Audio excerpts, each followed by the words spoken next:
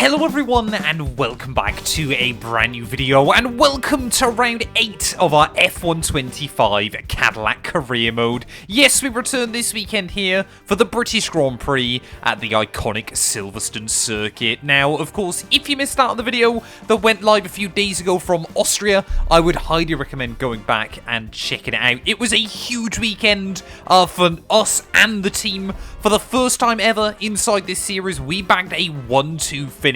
Cadillac firmly on top in the Styrian Mountains. We also, for the first time ever, took the lead of the Drivers' World Championship. Yes, we have a 7-point buffer ahead of Charles Leclerc as we return this weekend here to, well, my home Grand Prix. Of course, I know it's not Isaac Hadjar's. But yeah, things are looking pretty good at the moment. We've got a 3-race win streak going, so we're building a lot of momentum as we head in towards the summer stretch. Of course, a massive thank you to everybody for their continued support on this series as well. Obviously, I'm trying to make sure that we keep episodes going towards the end of Season 4 as well, but I've got some exciting things planned when this season comes to an end as well, of course. So yeah, if you want to make sure you see all that, hit that sub button, click the join button as well if you want early access to all future videos as well inside this series, and as well, make sure you click the link down below if you want some Castor merch as well. There'll be a link down to that in the description, as well as all of our other partners here on the channel. But yeah, Silverstone though, this is going to be a big weekend. It's a circuit where the AI though are very, very good. I honestly believe if we can win here today, we definitely can win the World Championship this season. But, I mean, we're just going to have to wait and see what happens. Welcome along, everybody, to a venue that was built for speed. Once an airfield, now one of the finest racetracks in the world. It's qualifying day here at Silverstone for the British Grand Prix. Well, last weekend then, we tried to chase the elusive sub-1 minute lap time around the Austrian Grand Prix. We managed to get a 1 minute exactly lap time, but couldn't quite dip into the 59-second range. Let's see, though, just how quick this car is going to be this weekend. I would expect 121s to be doable around here.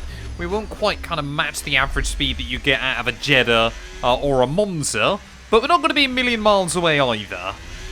Out of the first couple of corners, then trying to get the throttle down. Of course, Sector 1 is a lot, Session 1 even is a lot more about just making sure we get into Q2. We've been pretty good in qualifying so far this season, but hopefully that will continue. I mean, around the back half of the circuit, you are full throttle for close to 20 seconds from the exit of Luffield until you get all the way down through Maggots and Beckett's there. And I mean, even through some of these other corners, you're only going down a couple of gears. This car just has so much grip. There's green Sector 1, purple Sector 2. Can we keep it clean and tidy through the exit of the loop then as we try to get the power back down on the run to the flag? 122.6. We go slower than both Norris and Piastri. And there we go then, by the end of Q1, home hero Lando Norris, of course, already a British Grand Prix winner.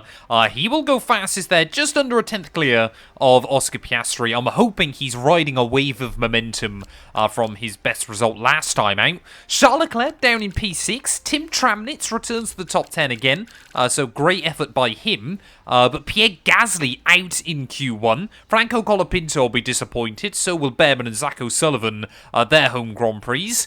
Solov either seems to qualify 7th or 21st so far this year, and well, Nico Hulkenberg 1.5 seconds slower than his teammate. What is going on with the Hulk? Well, it's almost similar to what we see a lot IRL in 2025, where qualifying times are so close. One mistake on a run can mean that if you're normally expected to be in Q3, you can be out in Q1. I feel like it's been one of our stronger points this year that we're able to try and ramp up the speed as we make our way through without making too many errors. I'm sure by saying that, this lap then will go spinning off somewhere at 190 odd miles an hour through turn 1 and turn 2. Again, braking nice and late. You kind of want to almost outbrake yourself through the first part of the loop before you gather it up on the exit.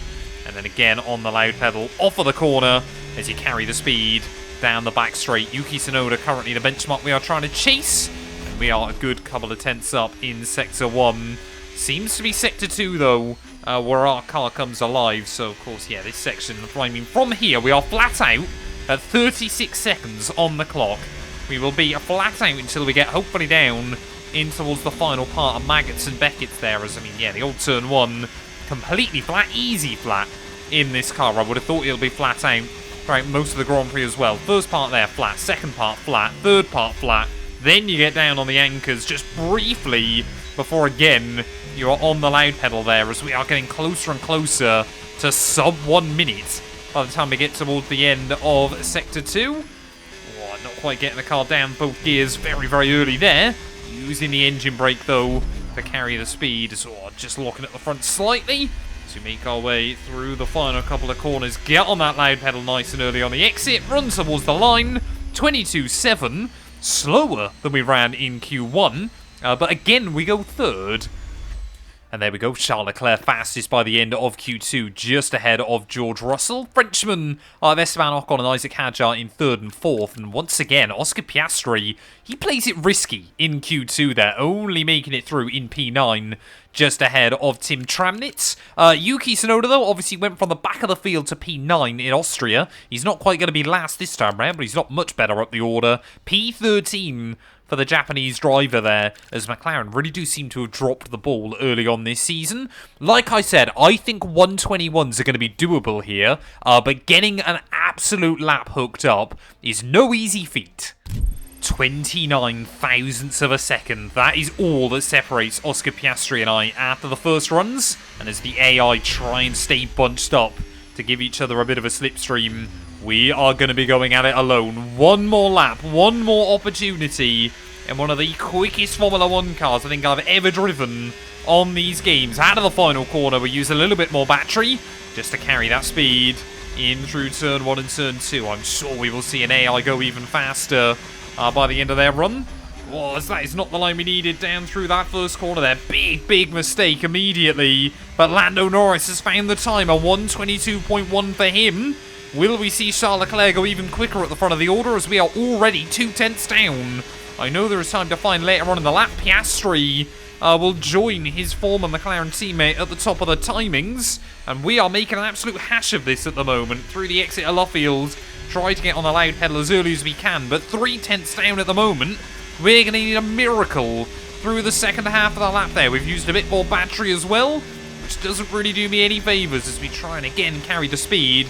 This will be where we have to be brave. This will be where we have to try and find a little bit more through the exit of Maggots and Beckett's. I'm only going to downshift once through there, and look at that, the car barely hanging on, but we've found the time. 600ths of a second down as we make our way down the back straight. We're still a 10th down on Lando Norris. Even if we can get this car back on the front row, it'll be better than lining up P3. Leclerc's had another nightmare qualifying. He will only line up P5 here. Will we find anything more through the final corner? I don't think we will. It is only going to be P3 here. And as I said, we don't mess up qualifying. Of course, that's exactly what I do. Well, I firmly believe, even if I just kept the lap tidy, there was about another 1/4 of a second in it. We should have been with Lando Norris by the end of qualifying. But it is Ferrari here that deal a hammer blow in the World Championship. Not the Ferrari I'm sure they would have wanted. Charles Leclerc will still have work to do. But the number 2s lining up on the front row of the grid this afternoon. Let's see what they've got under their sleeve as we head into the race. Welcome to not only the home of British motorsport, but also the birthplace of the Formula 1 World Championship. It's race day here at Silverstone, a classic on the calendar, and it's time for the British Grand Prix.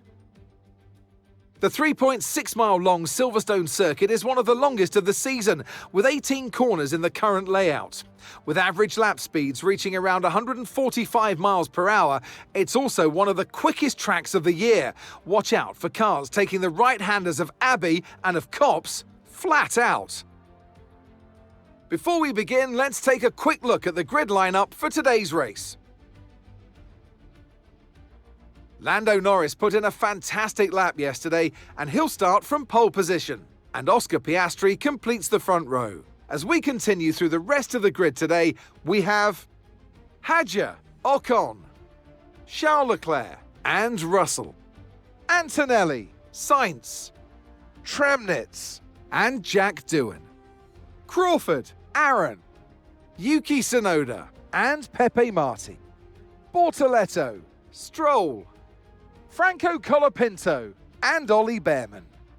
Gasly, O'Sullivan, Solov, and Nico Hulkenberg rounds off the grid. That's it then, it's time to go racing as we head down trackside for today's race. Well, after a tough qualifying yesterday, and my starts aren't the best on F125, lap 1 here, I think is going to be critical this afternoon. It's also a circuit where generally the AI probably get more battery than they should be allowed inside this game. But 26 laps ahead of us then here from Silverstone. We've got to try and hang on early on and fight our way back to the front. Lando Norris, Oscar Piastri, Isaac Hadjar, your top 3, 5 red lights. And the British Grand Prix is go, go, go then. Is a lot of wheel spin off the launch. We're going to again get under pressure from Leclerc and Esteban Ocon into turn 1. There's big contact between the pair of them, but we will hang on around the outside. And immediately Charles Leclerc then will move up into P4. I don't know whether Ocon got some damage from that, but I just wanted to stay well away from it all through that first corner there. It's trying to get the power down out onto the back straight. You can see Norris, though, desperate to try and hang on at the start, and already your top 4 starting to bolt free, like we've seen so many times this season. I mean, Cadillac and Ferrari. Imagine if Cadillac hadn't, if we hadn't been able to put the upgrades into the car this season. Ferrari would have made this World Championship very, very boring. So you're welcome that we are finally bringing the fight. Hopefully, going to obviously put an end to Charles Leclerc's reign of terror throughout the My Team series so far.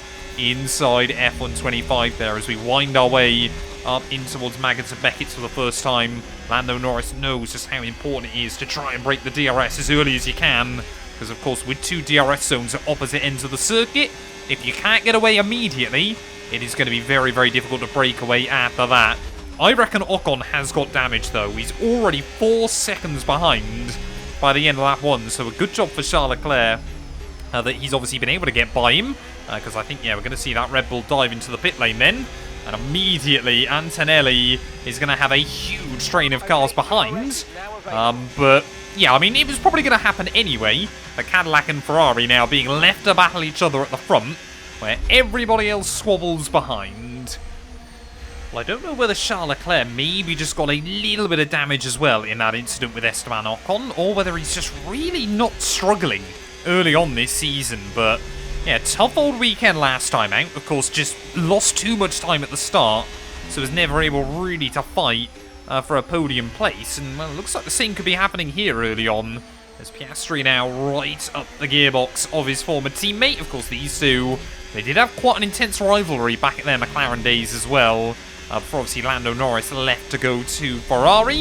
And of course, yeah, Oscar Piastri went to Mercedes before he joined us at Cadillac this season, so it is great to see these two battling on the road once again. It's just trying to charge up the battery pack as best as I can, but that is proving not to be too easy early on in this race. There's we're almost run out of battery already. Will we see Piastri, though, get a run on Lando Norris? To the inside goes our Australian teammate.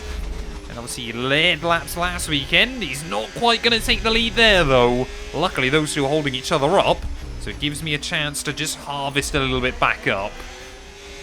Meanwhile, with all that going on, I've just realised Oscar Piastri has completely dropped off the back of Lando Norris. Oh, and that was not where I needed to get a bad run. I was hoping we could try and get the move done on Oscar Piastri immediately then and try and drag him back towards Lando Norris's clutches, but not going to happen this time. So we have to wait and be patient for it. I've got to make sure I got enough battery that once I get round Oscar, we can close in on Lando rather rapidly. But honestly, yeah, the Ferrari seems like a quick car here.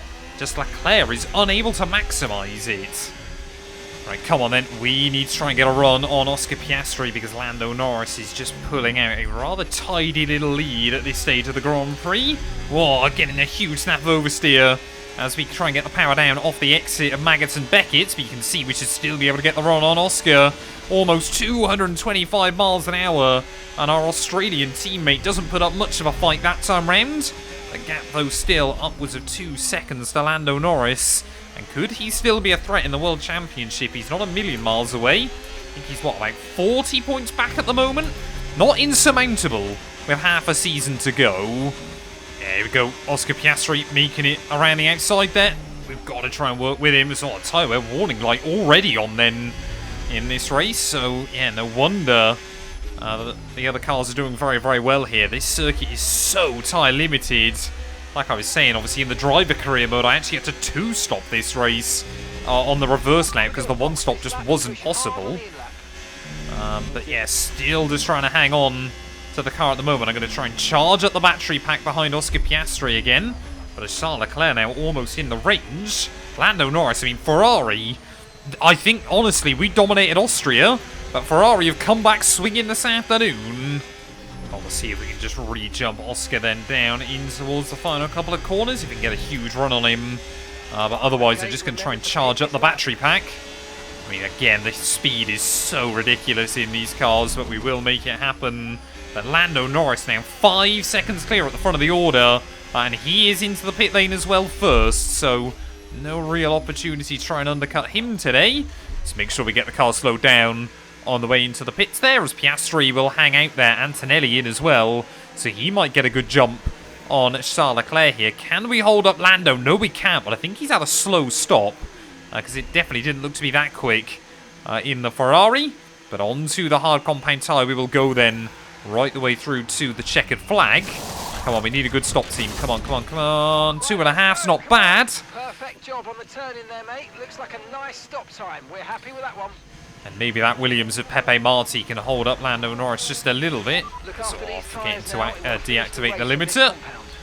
We will come out right behind Nicolas Solov then in this race. So I don't even get an eye on what the gap is to Lando there. But I think as he makes his way out the pit lane, he's done pretty well. And will probably find his way past the Spaniard pretty quickly, as we will try and find a way around the Bulgarian, who will move defensive. That Haas livery looks so good as well inside this game. But back up we will go then into P8.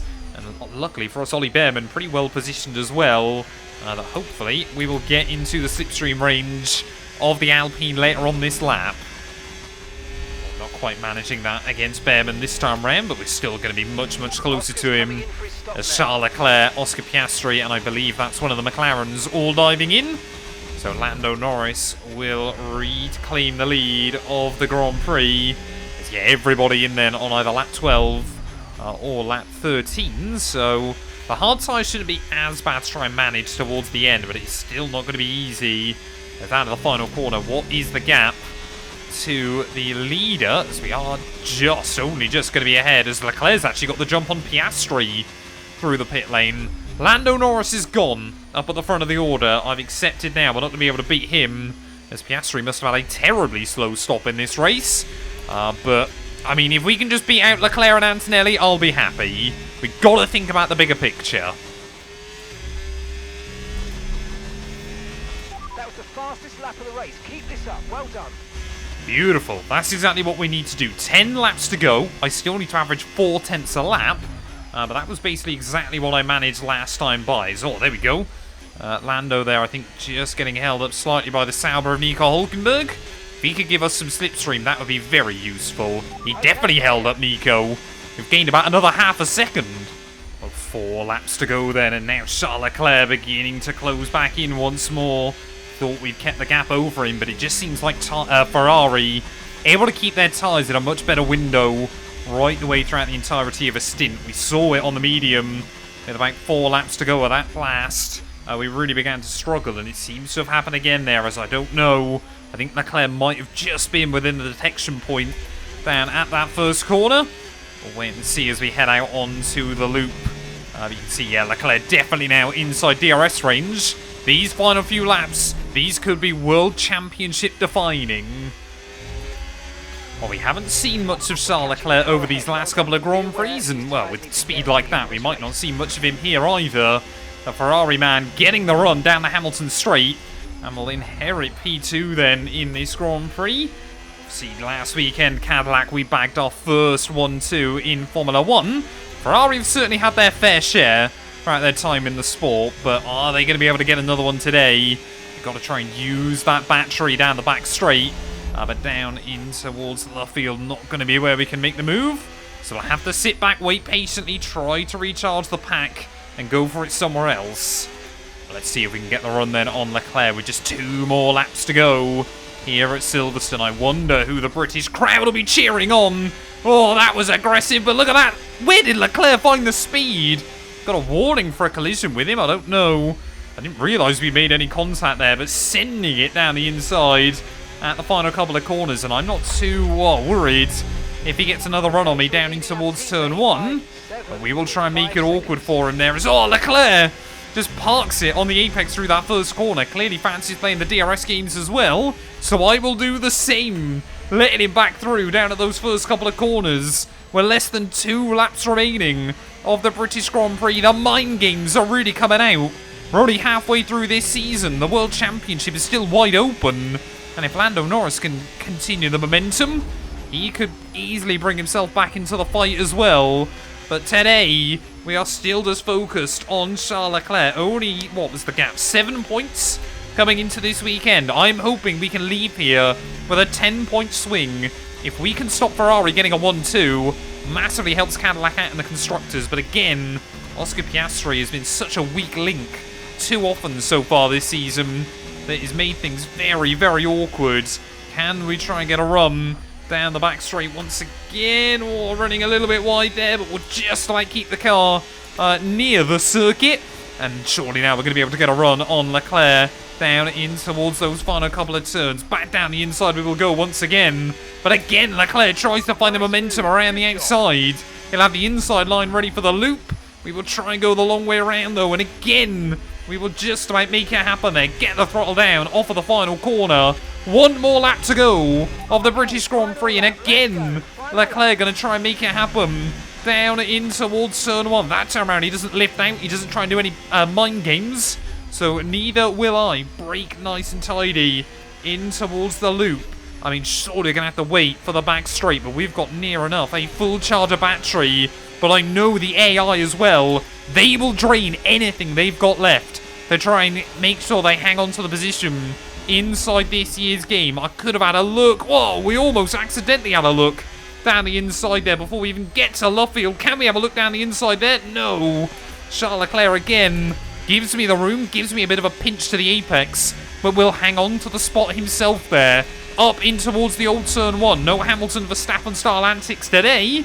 But again, as we try and activate the ERS on the exit, just to carry the wheel speed, all eyes will be on this battle as Lando Norris rounds his way into the final corners. What, the Grand Prix there? Tyre warning lights flicked up. We get a huge snap of oversteer. Will that cost us a run on Charles Leclerc? We are still gaining down in towards the final couple of corners, but we are way too far back to have a look. Lando Norris through the final couple of corners. He will win the Grand Prix. As we will send it down the inside of Charles Leclerc. Try to rejoin the circuit. There is contact between us. I can't hang on to that. Leclerc will come through for P2. And as we crash across the line, it is third. We're really happy with the podium down here, so well done. And here he comes. It's all go, go, go for Lando Norris as he takes the checkered flag and wins.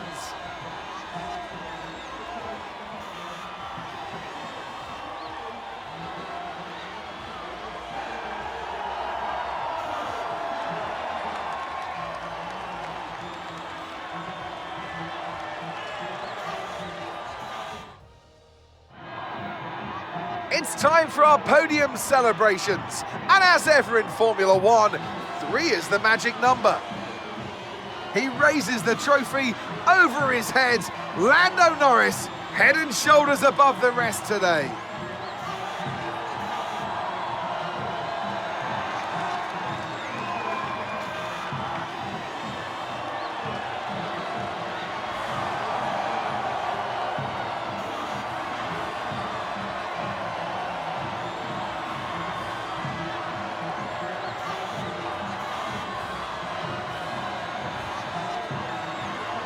Well, there we are then. Lando Norris takes the victory here at Silverstone ahead of Charles Leclerc. And after we backed to 1-2 last time, yep, Ferrari, they have come back swinging this weekend. We come through for P3, though, just ahead of George Russell. Really disappointed with Oscar Piastri, not even able to get P4. But honestly, yeah, the tyres just fell apart for both drivers later on in the race, and that's kind of the way it goes sometimes. Carlos Sainz, Yuki Tsunoda in 6th and 7th ahead of Bortoletto, as Crawford and Doohan both get a top 10. Is that their first points of the season? Let's go take a look.